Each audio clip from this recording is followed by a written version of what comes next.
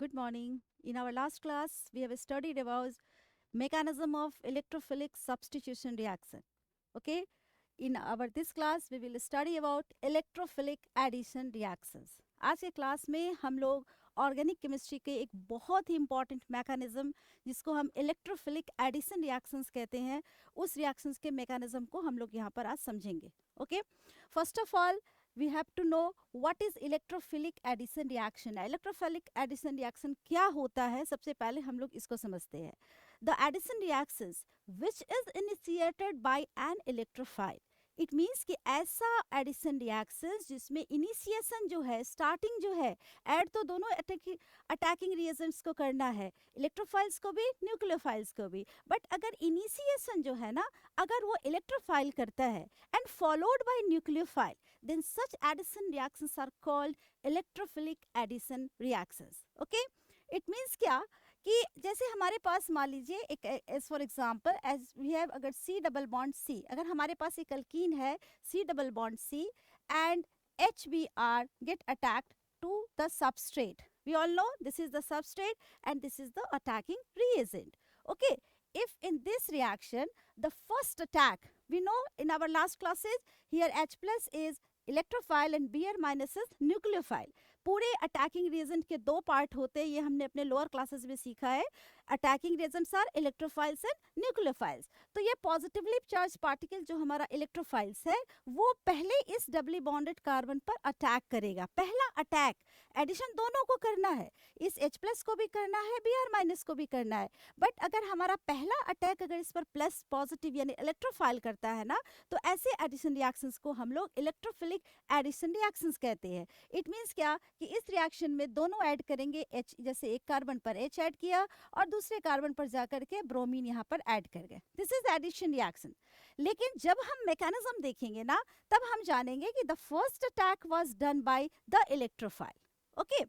तो addition reactions are basically of two types, electrophilic addition reactions and nucleophilic addition reactions. In our this class we will concentrate on electrophilic addition reactions. आज के इस class में हम लोग सिर्फ इसी रिएक्शंस के मैकेनिज्म को डिस्कस करेंगे. In our next class we will study about nucleophilic addition reactions. Okay. So first of all we know the mechanism how this reaction takes place. ये रिएक्शन किस तरह से होता है, इसके मैकेनिज्म को हम लोग समझेंगे. तो जैसा कि मैंने अभी आपको डिफिनीशन बताया, जैसे अगर आपसे कहा जाए, आपसे पूछा जाए, आपको समझना है कि इलेक्ट्रोफिलिक एडिशन रिएक्शंस क्या है, तो सबसे पहले समझ ले कि the addition reaction which is initiated by an electrophile followed by nucleophile, that reaction is called electrophilic addition reactions.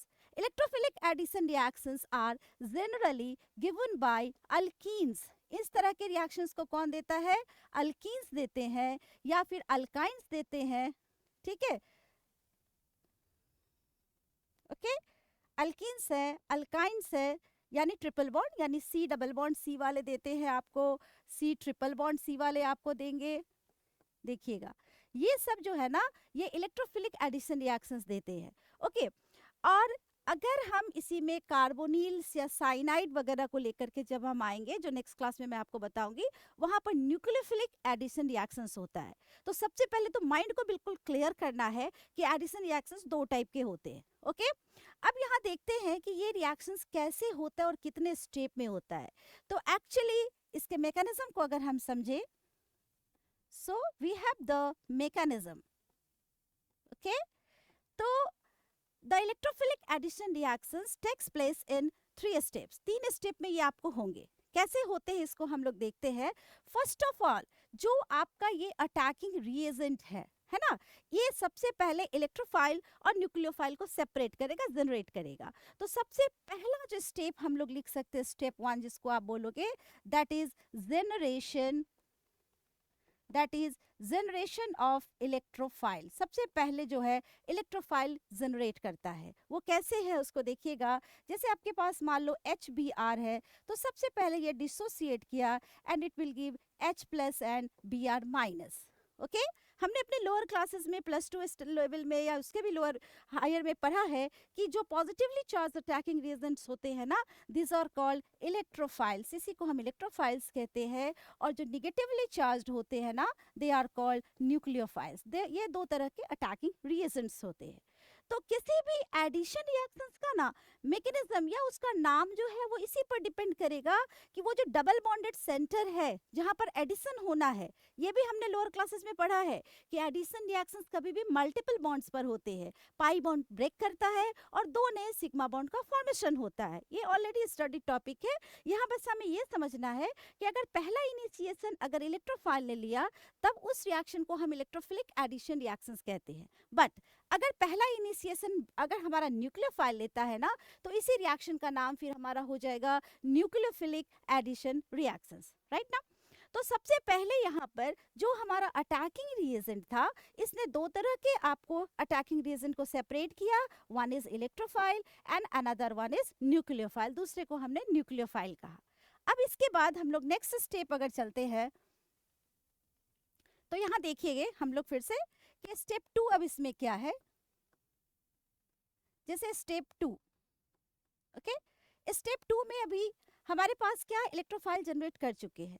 अब जैसे मान लीजिए हम आते हैं इस C double bond C centre पर, जैसे हमारे पास सी डबल बॉन्ड सी है। हमने आपको बताया कि इलेक्ट्रोफिलिक जो अटैक होता है, इलेक्ट्रोफाइल्स के जो अटैक होता है वो C double bond C triple bond C वाले कार्बन कंपाउंड्स पर आपको किए जाते हैं। तो यहाँ पर हम लोग अभी देख लेते हैं कि किस तरह से हो रहा है।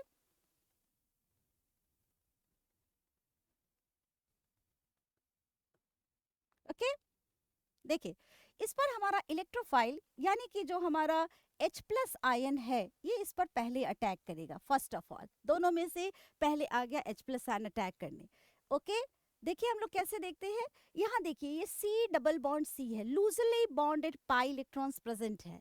आपने पढ़ा है इसके पहले भी कि लूजली जो पाई बॉन्ड्स होते हैं वो ज़्यादा स्ट्रांग नहीं होते, दे आर लूजली बॉन्डेड, वो आसानी से ब्रेक कर जाते हैं और इसी कारण से ये इलेक्ट्रॉन रिच सेंटर कहलाते हैं। यहाँ पर इलेक्ट्रॉन की डेंसिटी ज़्यादा होती है। सो ऑफ कोर्स अगर इलेक्ट्रॉन की डेंसिटी ज़्यादा है तो वहाँ पर अटैक कौन करेगा, इलेक्ट्रोफाइल करेगा, because we all know electrophiles are electron loving species. So इस सेंटर पर क्यों पहले H+ अटैक करने आया ये भी हमें समझ लेना चाहिए। Br क्यों नहीं आया, H+ ही क्यों आया? इसलिए आया क्योंकि यहाँ C डबल बॉन्ड C के बीच में डबल बॉन्ड प्रेजेंट है। It is electron rich centre. तो लास्ट स्टेप में हमने देखा था ना कि हमारे पास H+ और Br- प्रेजेंट था। तो Br पर ऑलरेडी एक नेगेटिव चार्ज है, तो वो कभी भी हायर इलेक्ट्रॉन डेंसिटी वाले जगह पर साइट पर अटैक नहीं करेगा। दैट्स वाई कि अटैक करने पहले कौन आया, H+ आया। सो ये भी माइंड में हमें क्लियर रखना है कि क्यों, वाई H+ ही पहले अटैक करने को आया C डबल बॉन्ड C पर, because here electron density is much higher due to the presence of loosely bonded pi electrons. Okay, this is electrophile, ये इलेक्ट्रॉन डिफिशियंट है, इलेक्ट्रॉन लविंग स्पीसीज है। तो जहाँ पर इलेक्ट्रॉन डेंसिटी रिच होगी ये वहाँ पर क्या करेगा, अटैक करेगा।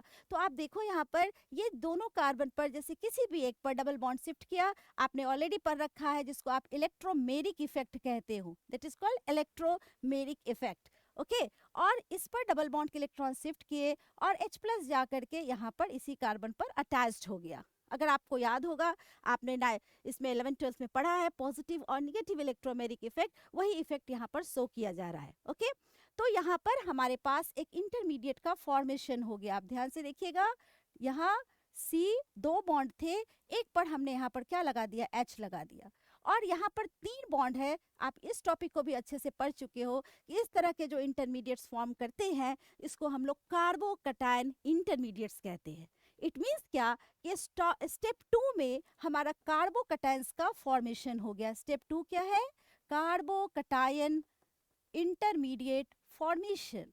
This is carbocation intermediate formation, right है ना। तो सेकंड स्टेप क्या बोलेंगे हम लोग कि फर्स्ट स्टेप में इलेक्ट्रोफाइल जनरेट किया और सेकंड स्टेप में इलेक्ट्रोफाइल के अटैक के कारण हमारा कार्बोकैटायन इंटरमीडिएट फॉर्म किया। ओके ना, तो ये हमारा कार्बोकैटायन इंटरमीडिएट यहाँ पर बन गया जिसको हम शॉर्ट में CC लिख सकते हैं।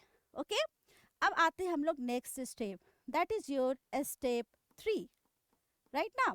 स्टेप 3 में क्या होता है ना कि ये जो कार्बोकैटायन इंटरमीडिएट है it is attacked by the nucleophile. देखो एडिशन करना है तो एडिशन तो दोनों पार्ट का होगा, इलेक्ट्रोफाइल का भी होगा, न्यूक्लियोफाइल का भी होगा। तो फर्स्ट स्टेप में हमारा इलेक्ट्रोफाइल जाकर के इस सबस्ट्रेट पर ऐड कर चुका है। अब सेकंड स्टेप में क्या होता है, हमारा स्टेप का नाम क्या है, this is attack of nucleophile. Nucleophile मतलब यहाँ पर हमारा कौन है, Br माइनस। Br माइनस को हम क्या बोल रहे हैं, दिस इज न्यूक्लियोफाइल। न्यूक्लियोफाइल का अटैक होगा, राइट ना। देखिए हम लोग इक्वेशन क्या है, we have C, here is carbocation center and here H is added to it. First step में जो ऐड हुआ था हाइड्रोजन वो यहाँ पर प्रेजेंट है, राइट ना। सेकेंड स्टेप में Br माइनस इस पर अटैक करने आया, जो हमारा फर्स्ट स्टेप में बना था, आपने देखा अभी तुरंत। ऑफ कोर्स यहाँ माइनस है, यहाँ प्लस है, तो बहुत इजीली जा करके ये इससे अटैच्ड हो जाएगा और हमारे पास क्या बनेगा, देखिएगा एक कार्बन पर जाकर यहाँ Br लग गया और दूसरे कार्बन पर जाकर के हाइड्रोजन ऐड कर गया। तो ओवरऑल अगर आप निकालते हो तो आप देखोगे कि पूरे कार्बन चेन में जहां भी डबल बॉन्ड प्रेजेंट था वो बॉन्ड ब्रेक किया। अगर आपसे कहा जाए कि ओवरऑल क्या हुआ इस रिएक्शन में, तो एडिशन रिएक्शंस में overall there is cleavage of a pi bond. Pi bond break करता है, पाई बॉन्ड का क्लीवेज होता है और दो नए सिग्मा बॉन्ड्स फॉर्म करते हैं। तो आप देख सकते हो कि इस फाइनल प्रोडक्ट में यहाँ इसको अगर आप देखते हो तो यहाँ का पाई बॉन्ड बीच का जो है ना वो क्लीव कर चुका है, वो ब्रेक कर चुका है और दो नए सिग्मा बॉन्ड्स जो है यहाँ पर फॉर्म कर चुके हैं। तो this is electrophilic addition reactions, है ना। इसमें भी हमें एक बहुत ही इंपॉर्टेंट, इसलिए तो 3 लाइन का मैकेनिज्म है कि कैसे ये रिएक्शन होता है, बट इस रिएक्शन को फॉलो करने में हमें एक बहुत ही इंपॉर्टेंट रूल, मार्कोव्निकोव्स रूल का भी ख्याल रखना पड़ता है, specially in case of unsymmetrical alkenes. तो इस चीज को हम लोग देखते हैं। देखें नेक्स्ट कि during addition of this is Markovnikov's rule. Markovnikov's rule, देखिए this is one of the very important rule which must be followed during the product formation of electrophilic addition reaction. जब कभी आप इलेक्ट्रोफिलिक एडिशन रिएक्शंस करते हो, उसके equations लिखते हो, तो आपको अगर वो अनसिमेट्रिकल अल्कीन का केस है ना, तो हमें निश्चित रूप से इस मार्कोव्निकोव्स रूल को क्या करना है, हमें फॉलो करना है। तो क्या है, क्यों है, कैसे है, इसको हम लोग समझ लेते हैं।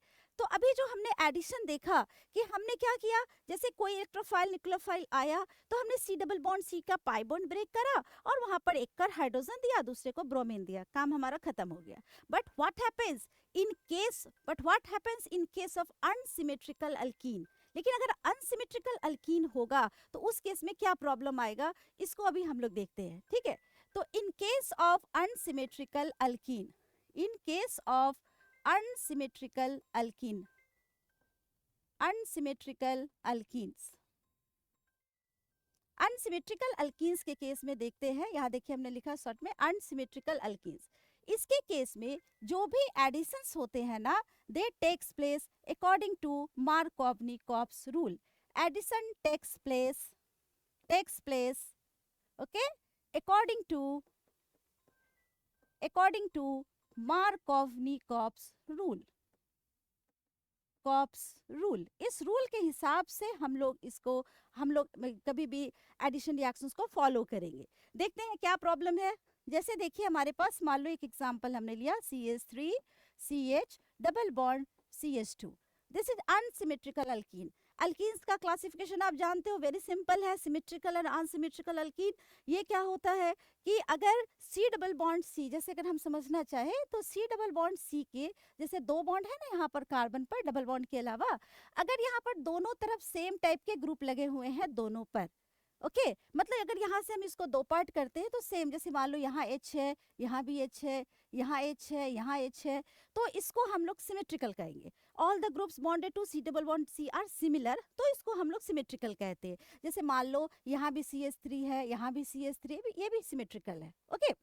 अनसिमेट्रिकल जैसे ये हमारा एग्जांपल देखिए प्रोपिन का, इस CH डबल बॉन्ड CH2 पर इस कार्बन पर 2 हाइड्रोजन है, इस कार्बन पर 1 हाइड्रोजन और एक मिथाइल ग्रुप है।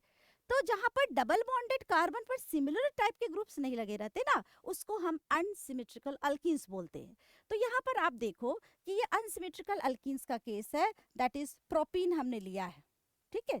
इस प्रोपीन पर अगर हमें HBr ऐड करने को कहा जाए, okay, then we have the two products may be obtained, हमारे पास दो प्रोडक्ट्स के यहाँ पर ऑप्शंस मिलते हैं, बनते हैं, ठीक है ना। विच आर, देखो दो ऑप्शंस क्या है ना, जैसे हमें HBr ऐड करना है तो we have two options. One options कि H जो है मान लो इस कार्बन पर हमने दिया और Br हमने इस कार्बन पर ऐड करा, राइट ना। तो what will be the product, just come to the board, it is CH3 CH2 CH2 Br, okay, this is 1 bromo propane. मतलब इस केस में जो हमारा प्रोडक्ट हुआ ना, that is 1 bromo propane, right ना। व्हाट, अगर हमारा Br इस कार्बन को चला जाए और H इस कार्बन को चला जाए, अगर हम लोग प्रोडक्ट का यहाँ जो इलेक्ट्रोफाइल न्यूक्लियोफाइल का अटैचमेंट है इसके पोजीशन को बदल देते हैं, मतलब इस केस में समझिए हाइड्रोजन इस जगह जा रहा है और ब्रोमीन इस जगह जा रहा है, तब हमारा प्रोडक्ट क्या होगा, this is CH3 CH Br, this is CH3. Our product will be 2 bromo propane, right now, okay? तो इस समय हमारे लिए ये टफ हो जाता है कि विच वन इज करेक्ट या which one is more stable, क्या हमारा प्रोडक्ट इस केस में 1 ब्रोमो प्रोपेन बनेगा या 2 ब्रोमो प्रोपेन बनेगा, ओके। तो इस कंफ्यूजन को दूर करने के लिए या यहाँ पर सही स्टेबिलिटी सही प्रोडक्ट को जानने के लिए हम लोग इस रूल को फॉलो करते हैं, that is Markovnikov's rule. What is this rule, ये रूल क्या कहता है, ये रूल क्या कहता है, according to Markovnikov's rule, the negative part of the addendum, addendum is adding reagent. What is Markov-Nikov rule?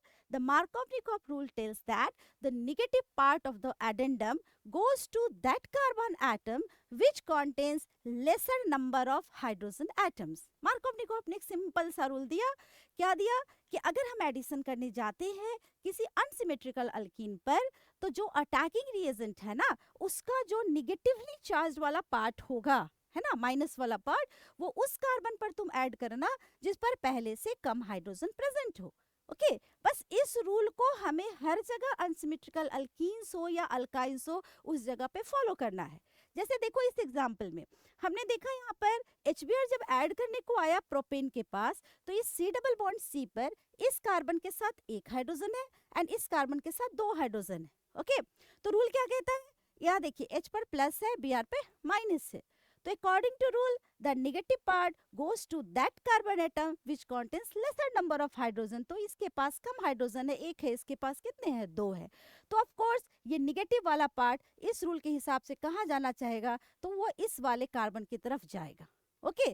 तो इस हिसाब से देखते हैं तो ये हमारा जो नीचे जो हमने प्रोडक्ट बनाया है 2 bromo propane, this is more या मेजर प्रोडक्ट हमारा यही बनेगा, ये मोर स्टेबल या फिर आप कह सकते हो मेजर प्रोडक्ट जो यहाँ पर फॉर्म कर रहा है, ओके।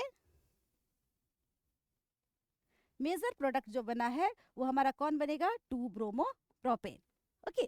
तो यहाँ जो एडिशन हुआ, this is also electrophilic addition reactions, but इस तरह के केसेस में जहाँ अनसिमेट्रिकल अल्कीन्स आते हैं we have to follow Markovnikov's rule, okay. इसका भी एक्सप्लेनेशन है कि क्यों मार्कोव-निकोव्स ने ऐसा कहा, इसका क्या मैकेनिज्म है, ठीक है, which will be discussed in our next class, right now. So in our next class we will study about the clarification or explanation, okay, of Markov-Nikov's rule along with the nucleophilic addition reactions. So please keep in touch. In our next class we will study more about this. Thank you.